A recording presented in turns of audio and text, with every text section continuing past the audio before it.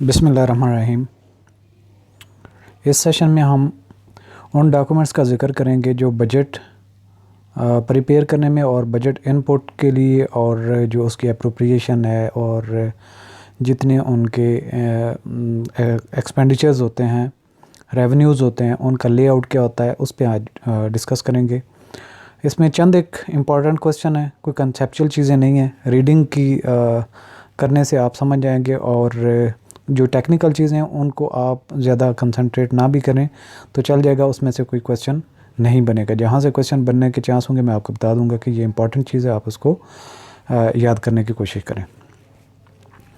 Budget speech of finance minister. The finance minister introduces the budget in the National Assembly with budget speech. The budget speech can be seen with two parts. इसके दो हिस्से होते हैं, ये याद रखना है। बजट स्पीच में मेन जो पार्ट्स हैं, first part of the budget speech contains information on the performance of the economy during the previous year. यानी जो पिछला पहला हिस्सा होगा उसमें जो प्रीवियस ईयर के जो टारगेट्स थे, जो गवर्नमेंट की अचीवमेंट थी, उस पर बात की जाती है। And major efforts proposed to be made during the new budget year for improving the working of the economy.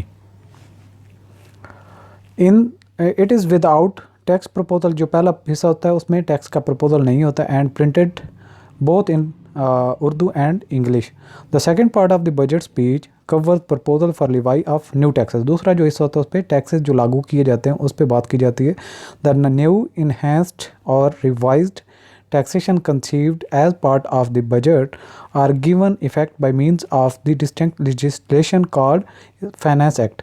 और ये जो नए टैक्स इम्पोज किए जाते हैं उसको जो तरमीम लाई जाती है उसको फाइनेंस एक्ट कहते हैं। This legislation is an integral part of the budget presentation and without it no tax can be levied. और इसके जो सेकंड हिस्सा है इसके बगैर आप कोई टैक्स लागू नहीं कर सकते, इन्हेंस्ड और revised.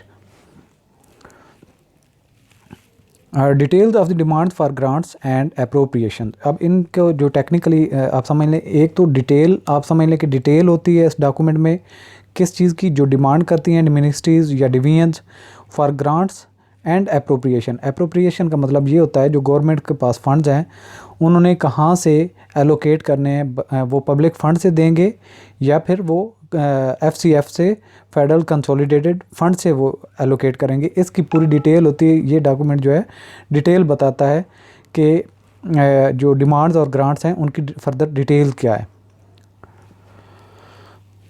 This document is refer to as pink book. ये भी याद रखने वाली बात है, ये जो detail of demand for grants है, ये जो बुक होती है इसको पिंक बुक कहते हैं। कंसिस्ट ऑफ 2 वॉल्यूम, इसके 2 वॉल्यूम होते हैं, ये भी याद रखें। 2 वॉल्यूम होती है representing the current and developmental expenditure.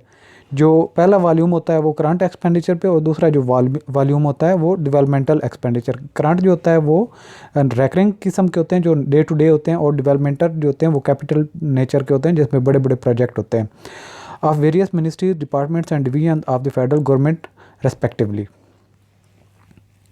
The document containing details of demands for grants and appropriation reflects the details of the budget estimate of last year। जो last year हुआ था revised estimate होते हैं of current year।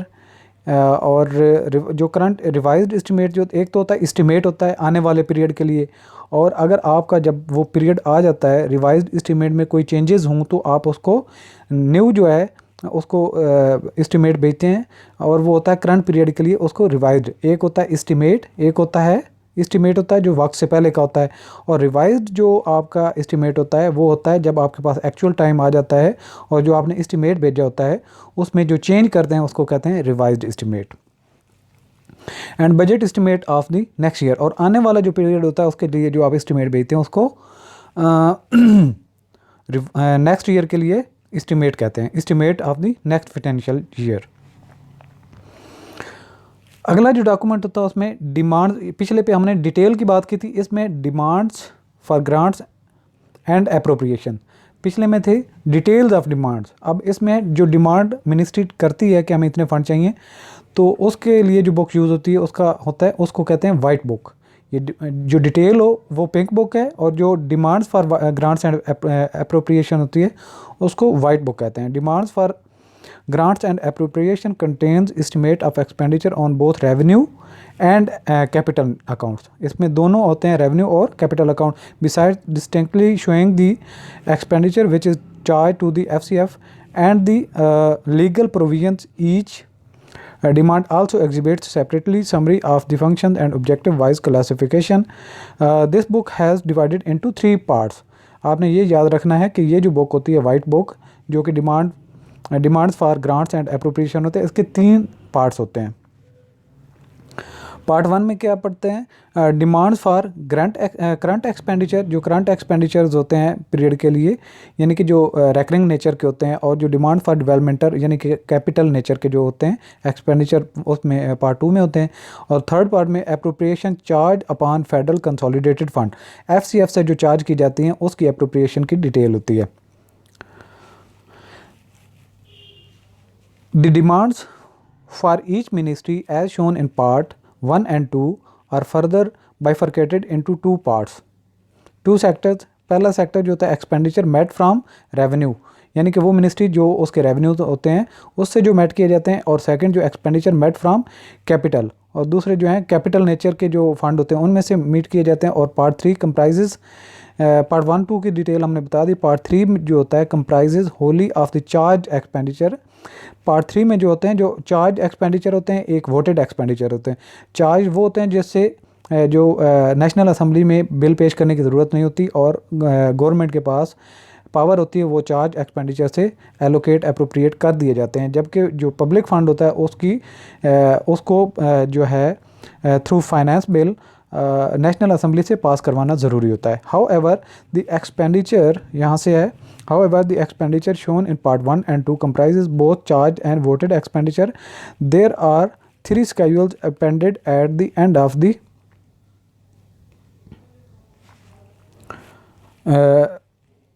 in Schedule 1, the demands and appropriations are listed in their serial order, indicating the nomenclature of each and further classifying the estimates of gross expenditure. तो यहाँ पे ये जो technical जो बात 1 2 थी, इसमें पढ़ने की नहीं, सिर्फ आप जो है स्केड्यूल को छोड़ें, पार्ट 1 2 3 के जो डिटेल्स हैं वो याद रख लें, बाकी जो है टेक्निकल नेचर की चीज़ें छोड़ दें. और यहाँ पे है जो sums required meeting expenditure charge upon the federal consolidated fund. इसमें वो डिटेल पार्ट 1 में दी जाती है जो FCF से चार्ज किए जाते हैं. और सेकंड में अदर देन चार्ज एक्सपेंडिचर, यानी कि जो वोटेड एक्सपेंडिचर हैं. और थर्ड में जो होता है टोटल एक्सपेंडिचर, जो चार्ज भी होते हैं अदर देन चार्ज भी होते हैं, यानी कि चार्ज जो होते हैं वो FCF से होते हैं और अदर देन चार्ज जो होते हैं वो वो पब्लिक फंड से होते हैं. This schedule indicates the total amount allowed to a ministry division under a specific demand appropriation for expenditure in ensuing year. Schedule 2 classifies the expenditure included in the demands and appropriations by major functions, which serves as means of reconciling these estimated with disbursements out of FCF. The schedule will help understanding as to what amount has been allocated for particular function, health, education, etc. और Schedule 3 जो है which indicates the object of the current and developmental expenditure provides a more useful and informative. इसमें मज़ीद detail दी जाती है economic analysis of the expenditure. This schedule gives details as to what specific allocation under demand or object as whole has been proposed to the allocated for pay and allowances and other proposed purchases, repairs वगैरह. इसके अलावा जो है एक document होता है budget in brief, जिस पे जो है ब्रीफली बजट की डिटेल दी जाती है. The budget in brief attempts a presentation of the budget in a simple language.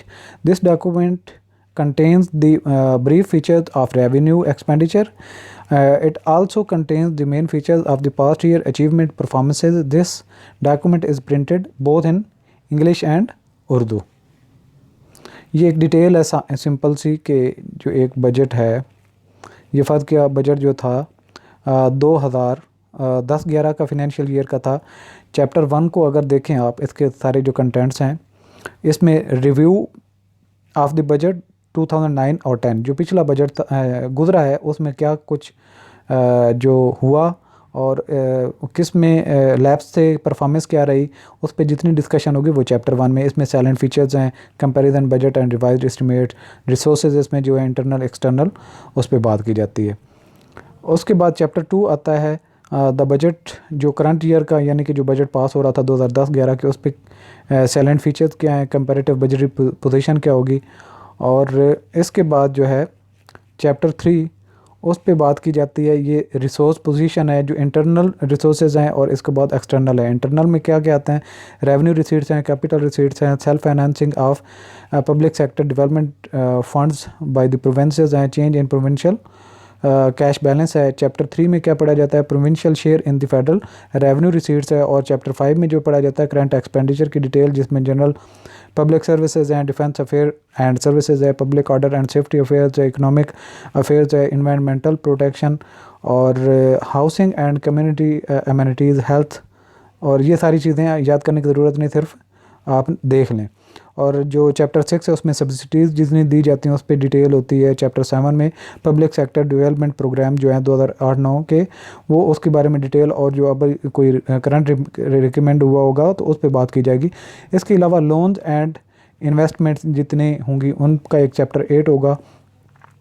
Current loans कितने हैं जो अभी पे करने हैं विद इन ईयर, और डेवलपमेंटल लोन्स कितने हैं जो लॉन्ग पीरियड के लिए हैं, और इसके अलावा करंट इन्वेस्टमेंट वगैरह की क्या पोजीशन है। तो ये सारा बजट इन ब्रीफ है कि कैसे चैप्टर वाइज उसको डिवाइड किया जाता है और हर एक की डिटेल अलग अलग से उस पर वर्किंग करने के बाद जो है वो गवर्नमेंट उसको पेश करती है। इसके बाद है एनुअल बजट स्टेटमेंट, जिसको ABSB कहते हैं। The annual budget statement gives in broad details of the details and by function classification wise accounts the estimates of। इसमें क्या क्या चीज़ें होती है बजट में, बजट स्टेटमेंट में revenue receipts and expenditure on revenue account, और इसके अलावा सेकंड में कैपिटल रिसीट्स एंड डिसबर्समेंट्स, ये भी डिटेल दी जाती है बजट में। Transaction anticipated under the debt deposit and remittances head, तो जितनी जो ट्रांजैक्शन होंगी आने वाले पीरियड में उसके बारे में डिटेल दी जाती है, और जो डेट वगैरह है उसकी डिपॉजिट्स के रेमिटेंसेस वगैरह की भी सारी डिटेल एनुअल बजट स्टेटमेंट में दी जाती है। The estimates of receipts and payments included in the annual budget statement are further segregated into transactions relating to the federal consolidated fund and public fund। इनको further दो categorise किया जाता है। This document is printed in both English and Urdu. इसके बाद एक और document होता है explanatory memorandum of the federal receipt के, जो गवर्नमेंट रिसीट करती है उनको फर्दर कैसे डिटेल बताई जाती है, और जो गवर्नमेंट है उनकी कैसे जो है डिटेल बजट में पेश करती है, वो भी एक डॉक्यूमेंट होता है। उसके आगे सैम्पल भी होगा जिससे आप इजीली अंडरस्टैंड कर जाएंगे कि रिसीट्स किस तरह की और किस नेचर की, कैसे गवर्नमेंट उनको डिफ़ाइन करती है और समराइज़ करती है। तो यहाँ से सिर्फ जो है आप व्यू कर लें, जब आप उसको पढ़ेंगे एक जो उसका सैम्पल टाइप है तो आपको समझ आ जाएगा। This compilation exhibits the receipts of the federal revenue as well as capital receipts. इसमें रेवेन्यू रिसीट्स भी होती हैं, कैपिटल रिसीट्स भी होती हैं।